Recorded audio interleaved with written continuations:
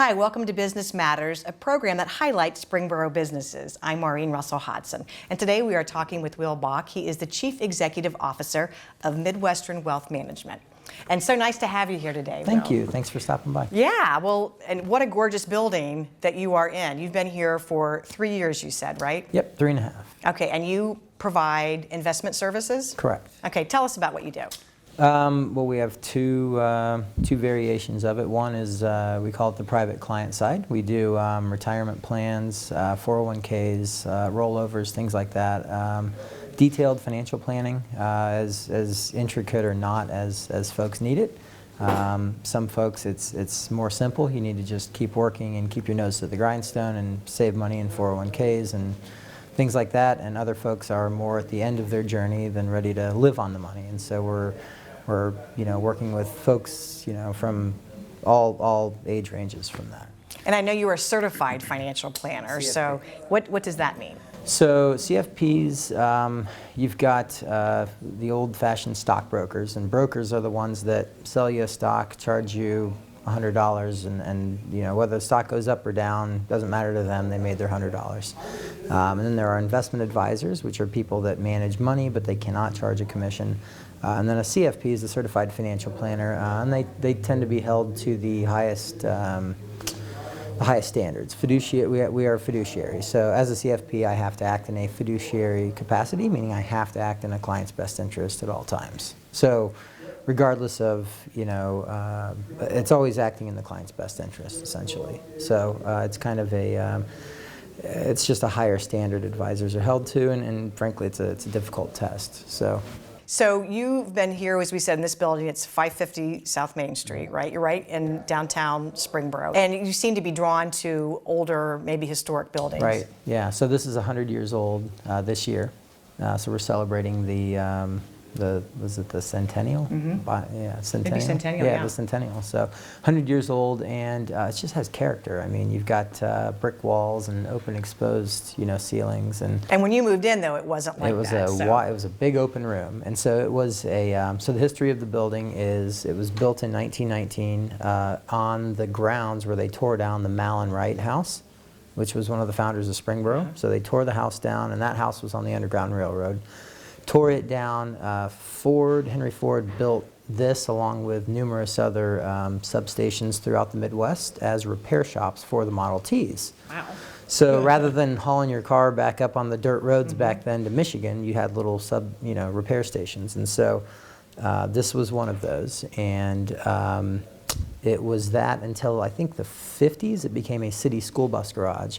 And so it's funny, I didn't grow up here, but all of the you can tell how long people have lived here based on what they know this building as. Yeah. So the older folks say it's the garage, right? It's the old bus garage. So it was a city bus garage until I think 99 or 2000. Church bought it for, I believe, $1. And the number I've been told is they put around $400,000 into renovating the building. So that was remediating the oil tanks up front, ripping them out, pouring concrete, HVAC, bathrooms. I mean, they did everything. So they bought it, turned it into a teen youth center as kind of a place for kids to come after school to stay out of trouble. And so they had televisions and stuff and video games, and they had a stage up there. And so the old generation calls it the bus garage. The next generation remembers it as the Teen Youth Center, which is what it was from 2000 to about 2010. Okay. And there were weddings here. There were just all kinds of different things that went on here. And so, the weddings were back there where the kitchen is now on the stage. And so it was the Teen Youth Center until 2010. Then the church sold it to the previous owner, a guy named Jim Dennedy, who ran a bike shop here for 5 years. So he had the bike shop here for 5 years, and then he sold it in 2015, and I was the next owner. So. And you've got a great location here as well, that people kind of are walking back and forth in the heart of Springboro. Let's get back to the financial planning part of it. And I know can't necessarily give advice, but what is something if somebody maybe who's recently graduated from college or starting a new job, what's the best way to start making a plan or saving money when really you don't have a lot and you probably have college debt to pay off? Yeah, so save more than you spend. I mean, that goes without saying. I taught. That's so easy, but so hard to. Easy to say, but hard to do. I taught Dave Ramsey he's a budgeting finance guy, and he's, I think, the #2 syndicated podcaster in the country. But he's out of Nashville, and I used to listen to him years ago, and I just taught one of his classes called FPU, Financial Peace University, and it's real simple, right? He's got these 7 baby steps that you go through, and the first one is to save $1,000, right? Have a $1,000 emergency fund. And then the next one is to do a debt snowball, where you just list your debts from greatest to least, and you tack them off, and you pay the minimums and kill the one at the bottom, and it just snowballs its way up to where you get everything paid off. So, it sounds difficult, and frankly, it's become very difficult in the society we're in, right? I mean, you can say, Alexa, order something now, right? You don't even have to drive to the store to buy it anymore. So with modern technology, they've made things so convenient that you can just say to order something, and boom, you get charged, you order it, and you didn't even think about it. I would say, so operating with cash would be a very, a good idea, because there's studies that show people spend less money when they use cash versus a debit card or a credit card. If you use a credit card, you swipe it and it's gone until you get the bill next month. But when you pull $50 or $20 out of your wallet and you pay it, it's gone, right? And when it's gone, it's gone. You're getting the emotional aspect of losing it. So, I'd say for the younger folks, that's the cleanest thing. Don't go buy a fancy car as soon as you graduate college. Make sure you can pay cash for a car, because car payments are, they'll otherwise they go into perpetuity, because then by the time you get it paid off, you'll want a new one. And so it's a mindset, really. And so what about those middle folks who maybe raising a family, have some expenses, but maybe... So those are called Henrys. Oh, okay. High earners, not rich yet. And there's a lot in Springboro and Centerville. Yeah. So, Henrys, high earners, not rich yet. And,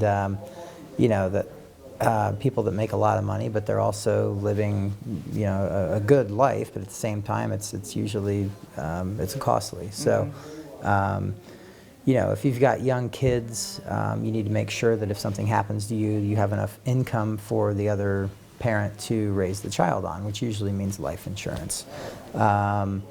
Just making sure you have enough to pay off a house and pay for college and stuff for your kids, just to cover those types of things. Having a will in place, I'd say 90+% of people should have a will at least, at a bare minimum. Yeah. And then just titling your assets correctly. If you're married, joint tenant with rights of survivorship for your spouse, and then adding POD, payable on death, for your children.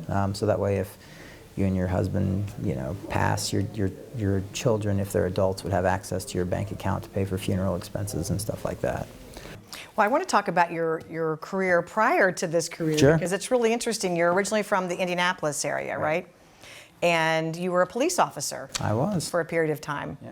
How did you make the transition from police officer to... So I'll go back even a step further. I graduated high school in Indianapolis. I went on to Purdue, and I played football at Purdue. And I always wanted to be a police officer. My dad was a police officer. It's a great calling. My dad was a sheriff deputy in Indianapolis, and I grew up around cops, so that's kind of what I knew, and that's what I always wanted to do. And so I did that for 4.5 years in Indianapolis, and I loved it. It was such a fun job. I mean, you never did the same thing. You had some repeat people, but you never did the same thing. And halfway through, about a year into being a police officer, I decided I wanted to go back to school. And originally, I was going to go to law school. I was accepted to law school in Indianapolis at IU. Indianapolis, Indiana University, IUPUI in Indianapolis Law School. But to go to part-time law school, you cannot have a full-time job. Well, I just went from being a broke college student to being a police officer, where I was, making enough money to live on.